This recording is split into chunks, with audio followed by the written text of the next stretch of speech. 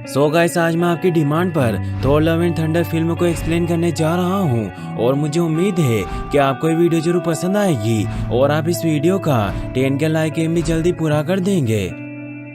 इस कहानी की शुरुआत में हमें एक बंजर ग्रह पर गौर को दिखाया जाता है जिसकी बेटी की हालत काफी खराब होती है क्योंकि उस प्लेनेट पर काफी सालों से सूखा पड़ रहा था, इसीलिए वहाँ खाना और पानी का कोई नामो निशान नहीं था, जिसकी वजह से गौर के सभी साथी भी धीरे धीरे मारे गए और गौर की बेटी भी भूख प्यास से तड़प रही होती है। गौर लगातार देवताओं को मदद के लिए याद कर रहा होता है लेकिन इसका कोई फायदा नहीं होता और गौर की बेटी उसकी बाहों में दम तोड़ देती है। अपनी बेटी के मरने के बाद गौर बहुत दुखी होता है। तभी एक दिन अचानक गौर को बंजर जमीन में हरा भरा जंगल दिखाई देता है और जब वो वहाँ जाता है तो गलती से उसके हाथ पर नेक्रोसॉर्ड से घाव हो जाता है। तभी वो देखता है कि प्रकाश के देवता बड़े मजे से फल खा रहे हैं। उन्हें देखकर गौर बहुत खुश होता है और उन्हें बताता है कि किस प्रकार उसके प्लेनेट पर सूखा पड़ गया, जिसकी वजह से एक एक करके सभी लोग मारे गए, जिसमें उसकी बेटी भी थी। लेकिन हमने आपकी पूजा करना नहीं छोड़ा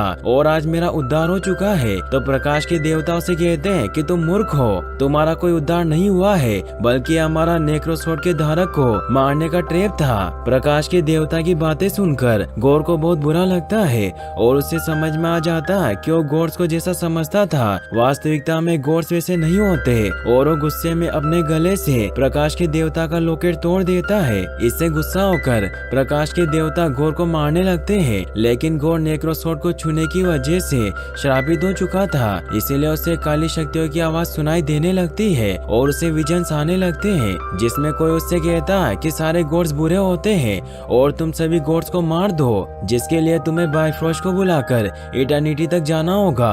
और वो नेक्रोसॉर्ड अपने आप ही गौर के हाथों में आ जाती है, जिसकी मदद से गौर प्रकाश के देवता को जान से मार देता है और वो सौगंध लेकर कहता है कि अब मेरे हाथों से सारे देवता मरेंगे, क्योंकि उसे पता चल गया था कि देवता इंसानों की मदद करने के बजाय खुद के भोग विलास में लगे रहते हैं। फिर हमें कोर को दिखाया जाता है जो कुछ बच्चों को थोर के लाइफ की कहानी सुना रहा होता है। वो उन्हें बताता है कि किस प्रकार थोर बचपन से ही अपने पेरेंट्स के साथ युद्ध के दौरान मैदान में जाया करता था और जब वो बड़ा हुआ तो उसने बहुत सी लड़ाइयाँ लड़ी और जीती। इसी दौरान उसकी कई गर्लफ्रेंड्स बनी, लेकिन थोर की असली गर्लफ्रेंड जेन फोस्टर थी जिसे थोर बहुत प्यार करता था। लेकिन जल्दी जेन फोस्टर थोर से अलग हो गई और इसके बाद एक एक करके उसके सभी चाहने वाले मारे गए, जिसकी वजह से थोर अंदर से पूरी तरह से टूट गया और वो खा पीकर बहुत मोटा हो गया। लेकिन फिर वो एंड गेम के बाद गार्डियन ऑफ द गैलेक्सी के साथ गया, जहाँ उसने अपने फैमिली पैक को 6 पैक बनाया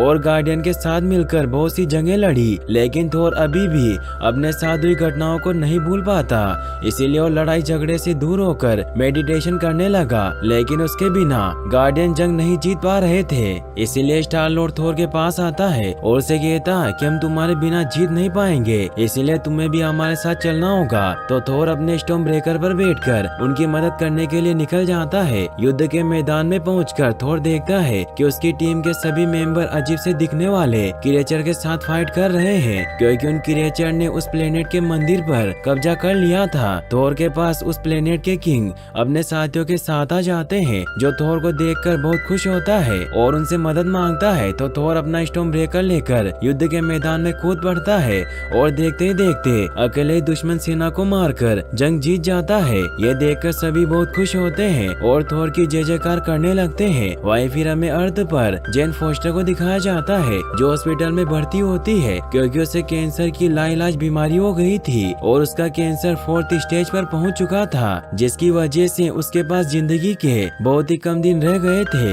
जेन फोस्टर की फ्रेंड डार्सी उससे मिलने आती है और उससे कहती है कि तुम्हें अपनी लाइफ के अंतिम दिनों में अपने पुराने बॉयफ्रेंड थोर से मिलना चाहिए और उसके साथ समय बिताना चाहिए। लेकिन जेन फोस्टर उसकी बातों पर ज्यादा ध्यान नहीं देती।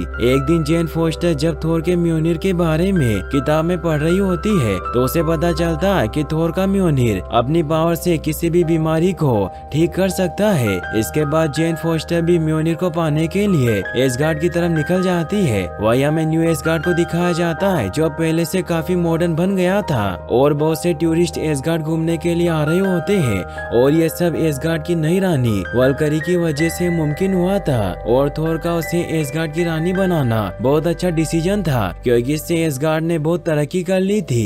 अब एक जगह जहाँ पर थोर का टूटा हुआ म्योनिर रखा होता है जिसे टूरिस्ट बहुत आश्चर्य से देख रहे होते हैं, वहाँ पर जेन फोस्टर आ जाती है और जेन फोस्टर के वहाँ आते ही टूटा हुआ म्योनिर आपस में जुड़ना शुरू हो जाता है। वहीं दूसरी तरफ हम थोर को देखते हैं जिसके जंग जीतने की खुशी में उस प्लेनेट का किंग थोर को 2 बड़े बड़े बकरों को गिफ्ट के तौर पर देता है और जब थोर उन बकरों को लेकर गार्डियन ऑफ द गैलेक्सी के शिप में आता है तो बकरे वहाँ पर तोड़फोड़ करने लगते हैं जिससे सभी लोग परेशान हो जाते हैं। तभी इन्हें अचानक से कई जगहों से मैसेज आने लगते हैं जिनसे इन्हें पता चलता है कि अलग अलग जगहों पर कोई देवताओं को बहुत बुरी तरीके से मार रहा है। अब क्योंकि ये घटनाएं अलग अलग जगहों पर हो रही होती है इसीलिए थोर कोर के साथ स्टॉर्म ब्रेकर से बायफ्रोस्ट बुलाकर उस जगह पर जाने के लिए निकलता है जहाँ पर उसकी एक फ्रेंडशिप फंसी होती है। वहीं स्टार लॉर्ड बाकी के लोगों के साथ दूसरी जगहों पर लोगों को बचाने के लिए निकल जाता है। अब कुछ ही समय में थोर उस प्लेनेट पर पहुंच जाता है जहाँ फेलकेरियन का गॉड फाल्गिर मरा हुआ था।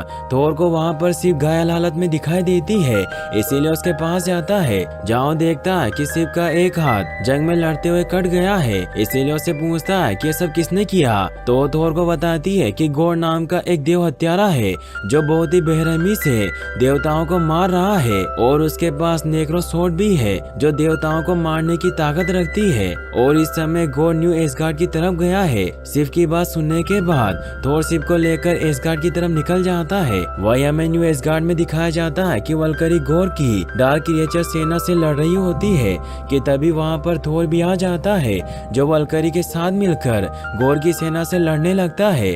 तभी वो देखता है कि उसका टूटा हुआ म्योनिर फिर से जुड़ गया है और कोई उसे कंट्रोल करके गॉर के क्रिएचर को मार रहा है। यह देखकर थोर पूरी तरह से हैरान होता है क्योंकि थोर का म्योनिर उसके बुलाने के बावजूद भी उसके पास नहीं आ रहा था। थोर उस शख्स के पास जाता है तो देखता है कि वो शख्स और कोई नहीं बल्कि जेन फोस्टर होती है जिससे वो पूरी तरीके से हैरान हो जाता है। थोर उससे कहता है कि ये सब कैसे हुआ तो जेन यानी कि माइटी थोर उसे कहती है कि हमें अभी लड़ाई पर ध्यान देना चाहिए। तभी थोर वहाँ गॉर को देखता है इसीलिए उसकी तरफ बढ़ने लग जाता है और उससे फाइट करने लगता है लेकिन गॉर नेक्रो स्वॉर्ड की मदद से थोर पर भारी पड़ रहा होता है। लेकिन जब थोर अपनी पूरी ताकत से गॉर पर हमला करना शुरू करता है तो गॉर डर कर वहाँ से भाग जाता है लेकिन उसका एक ट्रैप होता है क्योंकि अपने साथ साथ एसगार्ड के सभी बच्चों को किडनैप करके अपने साथ ले जाता है। एसगार्ड के सभी बच्चे गायब होने की वजह से उनके पेरेंट्स बहुत परेशान हो जाते हैं इसीलिए वल्करी के लिए उन सभी को शांत करना मुश्किल हो रहा था। इसीलिए थोर सभी को शांत करता है और उन्हें विश्वास दिलाता है कि हम आपके बच्चों को बचाकर जरूर वापस लेकर आएंगे। थोर अपने दोस्तों के साथ प्लान बना रहा होता है कि तभी उन्हें हेमडाल के बेटे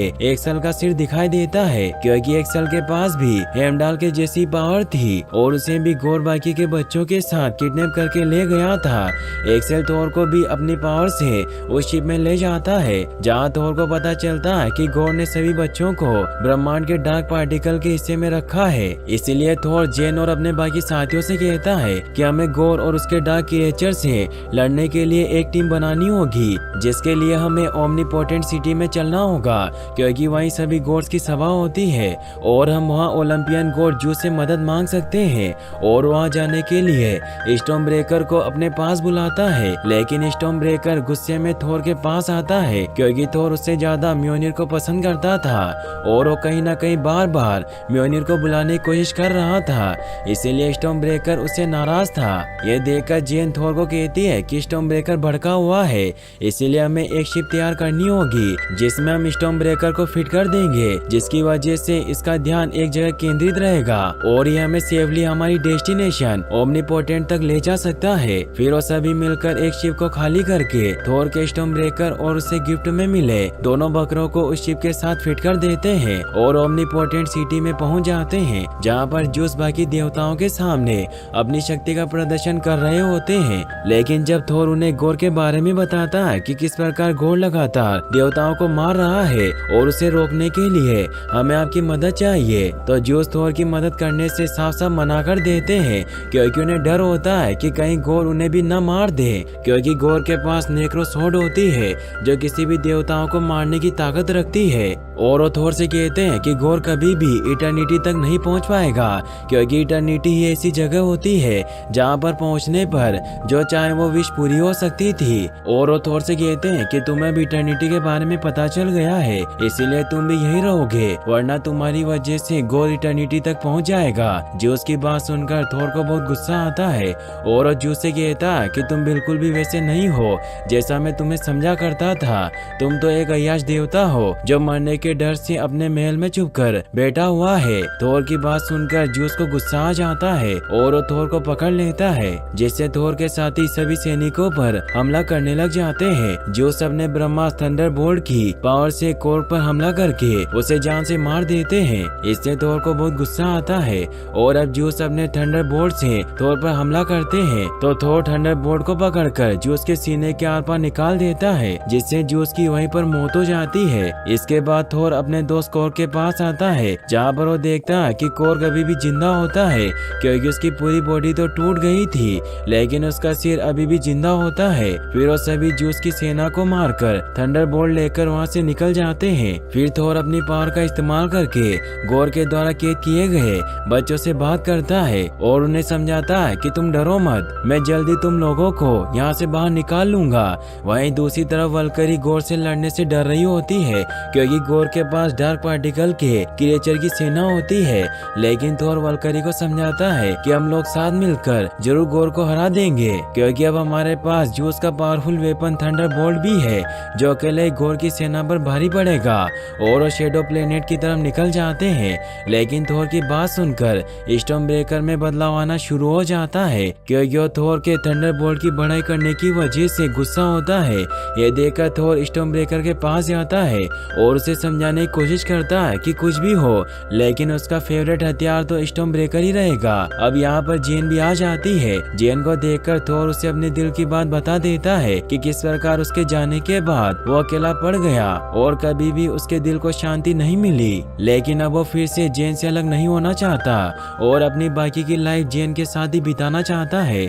थोर की बात सुनकर जेन इमोशनल हो जाती है और उसे अपने हालात के बारे में बताती है कि किस प्रकार उसने भी थोर से अलग होने के बाद कितनी परेशानियों का सामना किया। और जब उसे पता चला कि उसको 4th स्टेज का कैंसर है तो म्योनिर के पास आ गई, क्योंकि उसे म्योनिर की आवाजें सुनाई दे रही थी और म्योनिर के पावर से वो माइटी थोर बन गई और अब वो अपनी लाइफ के अंतिम दिन लड़ते हुए जीना चाहती है। जेन के कैंसर की बात सुनकर थोर बहुत दुखी होता है, लेकिन इन दोनों के बीच की अब सारी गलतफहमियां दूर हो गई थी, इसीलिए वो दोनों फिर से एक हो जाते हैं और एक दूसरे को किस करने लगते हैं। लेकिन तभी वहाँ पर वल्करी आ जाती है जो इन्हें बताती है कि हम गोर के डार्क प्लेनेट तक पहुँच गए हैं। डार्क पार्टिकल की पावर की वजह से सब कुछ ब्लैक एंड व्हाइट हो जाता है। वो गोर के प्लेनेट पर लैंड कर जाते हैं। वो उस जगह जाते हैं जहाँ गोर ने सभी बच्चों को कैद कर रखा था, लेकिन जब वो अंदर जाते हैं तो वहाँ पर कोई भी नहीं होता। लेकिन दीवार पर बनी इटर्निटी की ड्राइंग से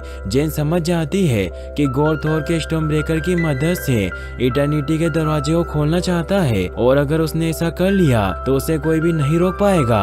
इसीलिए जेन थोर के स्टॉर्म ब्रेकर को छीनकर दूर फेंक देती है ताकि गोर स्टॉर्म ब्रेकर की मदद से इटर्निटी के दरवाजे को खोल ना पाए। गोर भी वहाँ पर आ जाता है। थोर उसे मारने के लिए आगे बढ़ता है, लेकिन गोर थोर और बाकी के लोगों को ब्लैक पार्टिकल में जकड़ लेता है और वो एक एक करके सभी को इमोशनल ब्लैकमेल करने लगता है। लेकिन गोर की बातों का इनके ऊपर कोई भी असर नहीं होता। अब गोर थोर के पास आता है और उससे स्टॉर्म ब्रेकर को वापस बुलाने को कहता है, और जब थोर ऐसा करने से मना कर देता है तो गोर जेन को टॉर्चर करना शुरू कर देता है, क्योंकि उसे पता होता है कि थोर की सबसे बड़ी कमजोरी उसकी गर्लफ्रेंड जेन है और वो कैंसर की वजह से मर रही थी। थोर जेन को इस हालत में देखकर खुद को नहीं रोक पाता और स्टॉर्म ब्रेकर को अपने पास बुला लेता है, जिससे एक जोरदार बिजली चमकती है और अगले ही पल सभी लोग गोर के ब्लैक पार्टिकल से आजाद हो जाते हैं। गोर नेक्रोसोर्ड की मदद से डार्क क्रिएचर को बनाकर उनसे थोर और उसके दोस्तों पर हमला करवा देता है। ये देखकर जेन और वल्करी ब्लैक क्रिएचर से लड़ने लगती है और थोर गोर से लड़ता है, जिससे उन सभी के बीच एक खतरनाक फाइट होती है। लेकिन इस फाइट के दौरान जेन कैंसर की वजह से कमजोर पड़ने लगती है और जब वल्करी गोर को मारने की कोशिश करती है तो गोर जूस के थंडर बोल्ट से उसी के ऊपर हमला करके उसे इंजर्ड कर देता है, जिससे वल्करी घायल हो जाती है। ये सब देखकर थोर अब किसी भी तरह से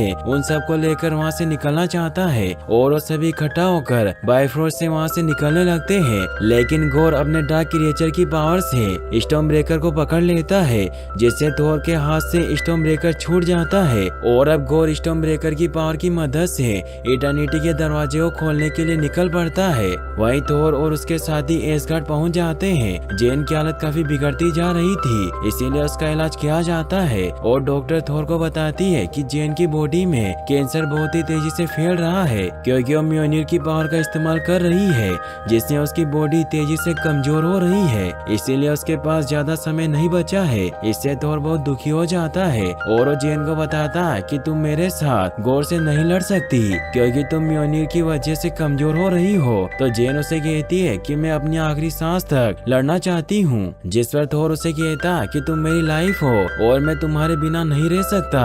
तो जेन भी उसकी बात मान लेती है और थोर उससे वादा करता है कि मैं बच्चों को बचाकर सही सलामत वापस लौट आऊंगा। फिर थोर वल्करी के पास जाता है, जहाँ उसे जूस का हथियार देती है, लेकिन उसके साथ नहीं चल सकती थी क्योंकि गोर ने उसे इंसर्ट कर दिया था। इसीलिए थोर थंडर बोल्ट को लेकर गोर को मारने के लिए निकल पड़ता है। वही हमें गोर को दिखाया जाता है जो स्टॉर्म ब्रेकर की मदद से इटर्निटी के दरवाजे को खोल रहा होता है, जिसके दौरान एक बड़ा सा पत्थर वहाँ खड़े बच्चों के ऊपर गिरने लगता है। लेकिन तभी थोर वहाँ पहुँच जाता है और उन सभी बच्चों को बचा लेता है, जिससे वो सभी बहुत खुश होते हैं। लेकिन तभी गोर के डार्क क्रिएचर उनकी तरफ बढ़ने लगते हैं, इसलिए थोर जूस के हथियार से सभी बच्चों को कुछ समय के लिए पावर देता है ताकि थोर गोर को रोक सके। सभी बच्चे डार्क क्रिएचर से बहुत ही खतरनाक फाइट करने लग जाते हैं और थोर गोर से लड़ने लग जाता है। लेकिन गोर बहुत पावरफुल होता है क्योंकि थोर के पास स्टॉर्म ब्रेकर नहीं था, इसीलिए उसके सामने ज्यादा देर तक नहीं टिक पाता